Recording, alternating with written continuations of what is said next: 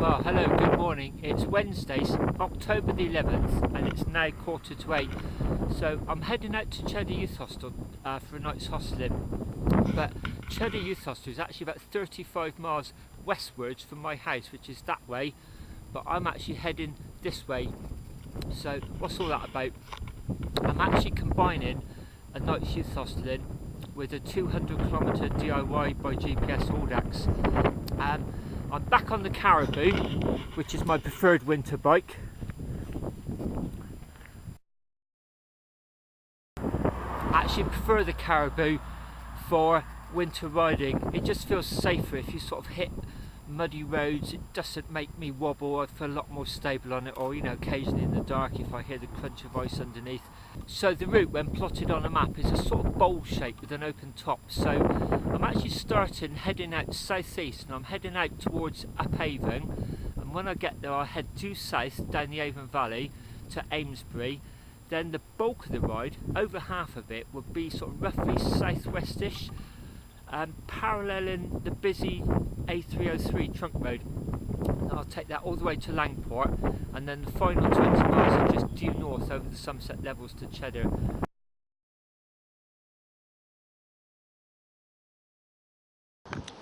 Well, it's now 10 to 9 and I'm just coming into Devizes. I'm actually following the canal up Cane Hill Flight of Locks. I've got it in my head there's 22 consecutive locks, but I'm not sure about that. I'll check when I get home and put the actual figure down there.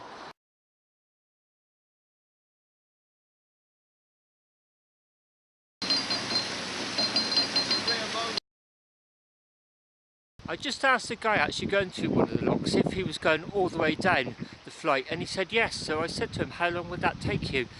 And he said, about 4 hours. And then he hesitated and said, if all goes well. I think he's about to add something, but the noise of the water rushing in drowned it. Excuse the pun, drowned the noise. I do remember an Angela Rippon programme years ago where she was exploring the Kennet and Avon Canal, and somebody said on that it took about 8 hours to get through, but I'm guessing that's pre-powered barges, possibly when it was horse pulled. But certainly, even if that guy does it in 4 hours, that's a big chunk of the day gone. So it's now about 5 to 10 and I've just done one of my direction changes. I've finished my southeaster leg down to Upavon, skirting around the edge of Salisbury Plain. You can probably tell these military roads, tank crossings here. I'm now heading due south down the Avon Valley, and then I'll cross out the Avon Valley for the next direction change into the Wiley Valley, which will start me heading southwest, and then I'll very shortly climb out of that valley over into Nadder Valley, make my way down to Wincanton. I think I'm about to hit a bit of headwind. It's been feeling quite strong hitting me from my right hand side, and I'm sort of about to veer around to the right now.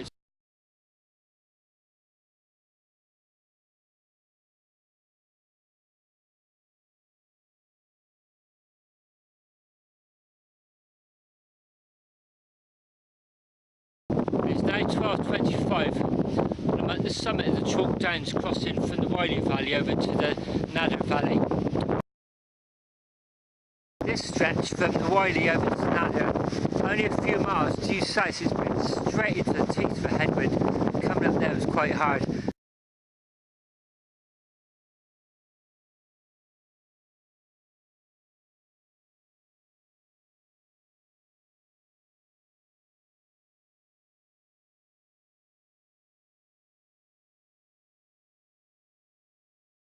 Well, it's 20 past 2 now. I'm at Gillingham.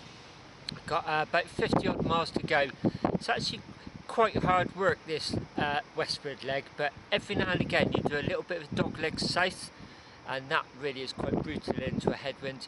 The great thing about not going for fast times or anything is it doesn't really bother me that much. It's hard, but it's going to get me used to the coming winter months. So maybe a good chance now to explain why I'm off hosteling.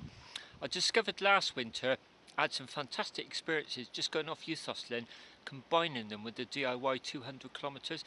It sort of forced me to stay out all day, to be honest, and get to the hostels quite often in the dark.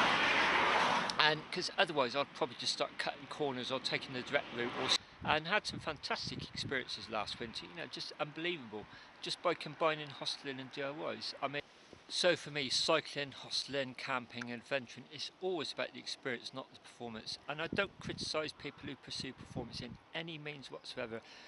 It's just something I've become uncomfortable with, and during the summer I thought about this, and I've removed myself from all forms of league tables, you know, where the data is studied by people. Like I said, it's not a criticism, it's just something I just felt I didn't really want to be part of anymore. It's all about experiences rather than performances for me, and the great thing about experiences, you get the memories as well. You know, it's a win-win. And I guess the best way I'd probably describe it is, imagine if you went to a concert of an artist you really like, and the concert was absolutely fantastic, and then you fell down the steps on the way out and broke your leg. Would it ruin the experience? And my answer would be, no, it can't ruin the experience because you've already had it. It may sour the memory, it may ruin the memory, but it won't ruin the experience. And if you were to enjoy a really good concert and not break your leg on the way out, you're going to have a great experience and a great memory. So for me, that's probably the best way I can sum it up, really. And performance is just never going to give me that. I'm now at a spot that I seem to pass through quite often on my roads called Tinker's Hill. I've grown to really like it, actually. It's the old A303 before they widened it, the road. So you ride right alongside the busy 303 for about a mile or so. It's great going down on the left because you're going down at speed, and it almost feels like you're riding into oncoming traffic. There's just about to drop down into Wincanton. I love this little memorial area here, actually. A few seats looking down on the flats, and you can actually hear the A303 sort of zooming by in the distance. Hard to imagine it ever coming through here, but it must have done once upon a time. We're on this section of the old A303 now. The actual new road is over that way. You can sort of hear it quite loud in the distance. But it's a clue to this former history here. This being the old coaching road from Cornwall to London. Well, a couple of miles further on, still running right parallel to the busy A303, but the road's actually now a minor road. It's really nice. It heads down towards Corton Denham, and in effect we're heading into Camelot country, and we're a gorgeous church there, actually. Still just hear the A303 just literally a few hundred yards past those trees. So up there is the reputed location of Camelot Castle. You can see it's pretty spectacular around here, actually.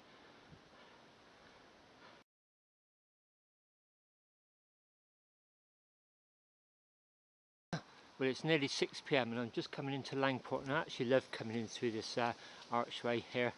It feels really grand and it's continental somehow. 18 miles to go, and I've just done my last direction change. I'm now heading due north from Langport. As I came into Langport, it was very grey and drizzly, and I thought it was just going to be set in for the evening, and then the grey was just going to change into darkness, but it's actually quite a lovely evening. Look at those blue skies over there. And then the end of a rainbow. There's some fantastic rainbows coming through Langport. Just climbed up over the Poldon Hills, just about to drop down onto the northern Somerset levels now.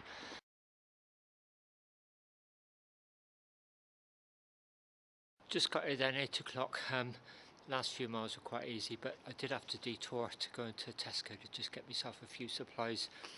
I tried to shop in Wedmore, which I normally use, but they just didn't really have suitable stuff. So I'm going to go and check in now, get a shower, then have a meal. So 5 to 9, sat down, charged my devices in the conservatory, just cooked myself a meal, chili con carne and pasta, which I bought.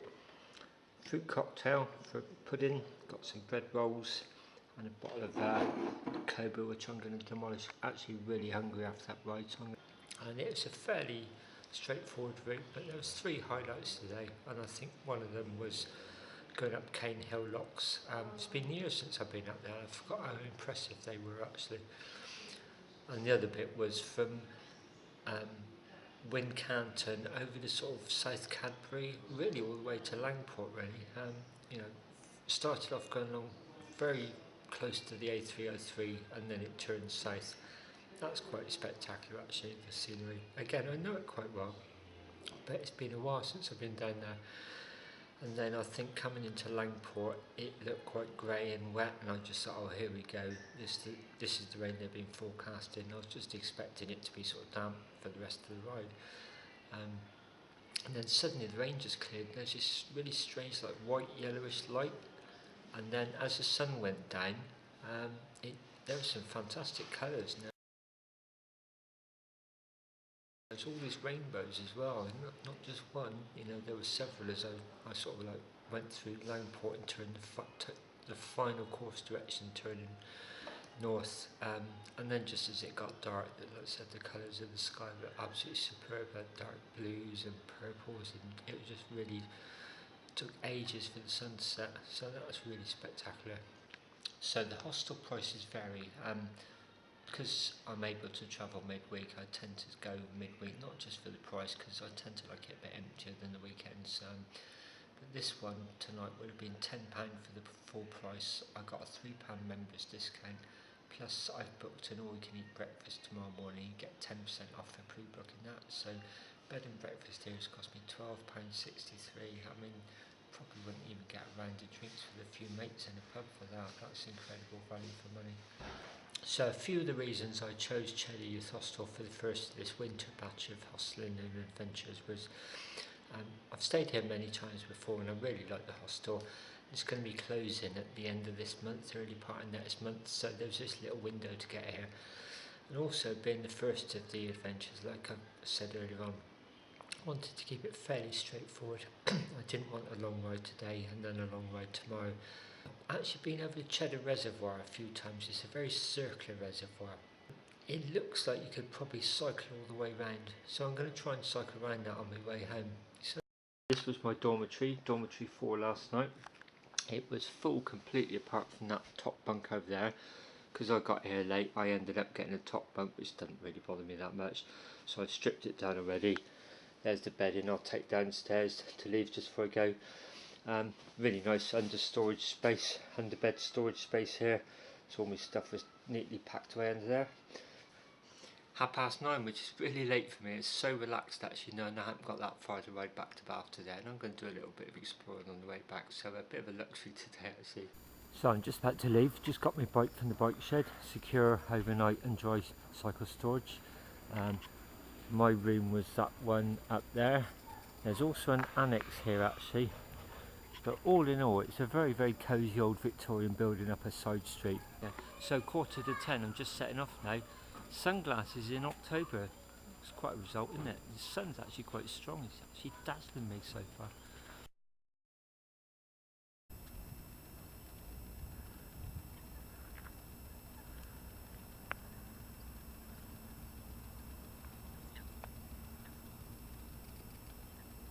So I'd actually put a route on my Garmin from the hostel to get me to the reservoir and then do a circuit on my way home. And I came out the hostel this morning and realised I'd forgotten to load the route onto my Garmin. I pretty much know the way back home like the back of my hand, but I thought I could probably work out how to get here. So I started following the Strawberry Line cycle track, and there's some work being done on it, and there's a diversion which, funny enough, brings you right to this reservoir. It actually uses the reservoir path as part of the diversion, so it's worked out really well.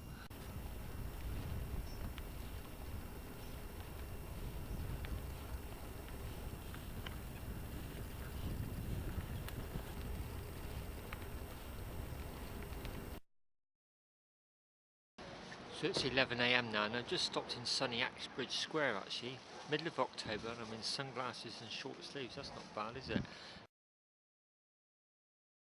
So maybe just a few words about my luggage I've been carrying. During the summer I bought this Apodura top tube bag, and it's great just for accessing food on the move. I used to eat out my back pockets, but I found with gloves, especially in the winter, it's quite a faff to get the food in and out.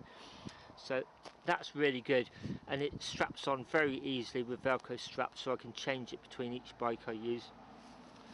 The two panniers, they're actually designated as front panniers, which would go on a low rider rack there when I went off camping. Then I'd have the bigger rear ones on the back, but for youth hosteling they're ideal to just convert into rear panniers. They're Paradise panniers. I think they're the model's been discontinued since. I picked them up at St John Street Cycles sort of quite a few years ago now. Every couple of years I'll just give them a spray with a waterproof sealant, which keeps the worst of the weather out, but it doesn't make them 100% waterproof. So what I do is I've just bought myself some garden liners, a garden bag or refuse liners, and great thing is you can take them in and out. They're pretty heavy duty, they don't tear easily. Every couple of years I just chuck them out and buy some new ones, and they really do make sure everything in there stays 100% dry. So I'm now at the old Winscombe station, which would have the strawberry line running through it. It's a Millennium Community Project. It's been converted into a nice recreation area. Just a lovely spot really. It's another one of those places I quite fancy camping actually. The reason I sort of wanted to come here was when I visited the old Burrington Combe Youth Hostel a couple of weeks back. I remember reading in the book leading up to it that visitors arriving by train could either access it via Yatton on the main line, Bristol to Exeter line, which is still there, and also this branch line station as well. So it sort of almost pictures some youth hostelers getting off here and making their way up to Burrington Combe, either on bicycles or walking or maybe using bus part of the way. You know, it just makes me sort of think of some people would have started their journey from here up to Burrington Combe Youth Hostel.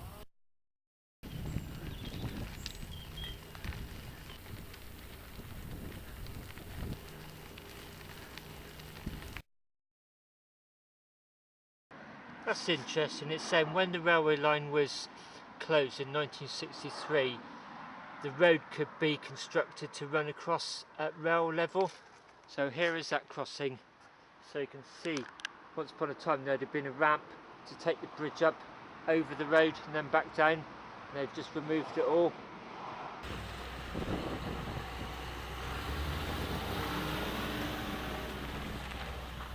Well, it's now about 1:15 and I've just stopped at Rington to have a bit of a snack and just chill out for a bit.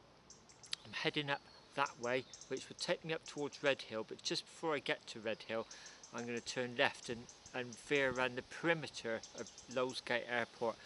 You get some really good views of planes coming in and taking off there. Unfortunately the wind's blowing from the west. When it blows from the east you can actually see them coming in from the west, and if you actually stand yourself right underneath the start of the runway, they literally come in about to land, and you feel like you can almost like put your hand up and touch them. It's not going to be the case today, but I'll see if I can get a shot of an aeroplane taking off.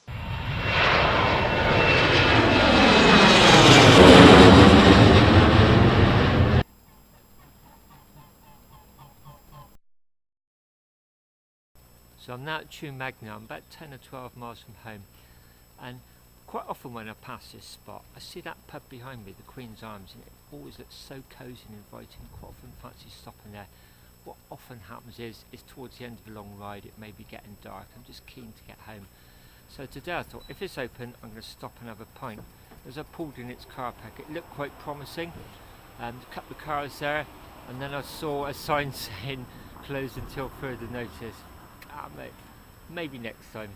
And finally I'm in the beer garden of the Bird in Hand, right next to the Bath to Bristol cycle track. I'm about 3 miles from home, and after thinking about having a pint at the Queen's Arms at Cheddar Youth, I just got anchored in my mind. I think I just thought about beer all the way back actually, so I fancied one. So it's going to be a nice way to finish off the little trip. So this has been a fantastic couple of days away, and I've got a few ideas and plans for the coming months over autumn and winter. And next week I plan to stay in a castle, believe it or not. And funny enough, just by stopping and reading an information board today, I realised that one of the locations there's a connection between today and the castle next week. And then later in the autumn I'm going to head 100 miles east, and then there's a field I'm going to explore up near the M25. Again, they're all connected, and even strangely enough I thought just a few minutes ago there's actually a connection between that event and my previous video reviewing 1948. Two connections actually, one that I mentioned in that video and one that I didn't. So all will be revealed in the following months. Till next time, cheers.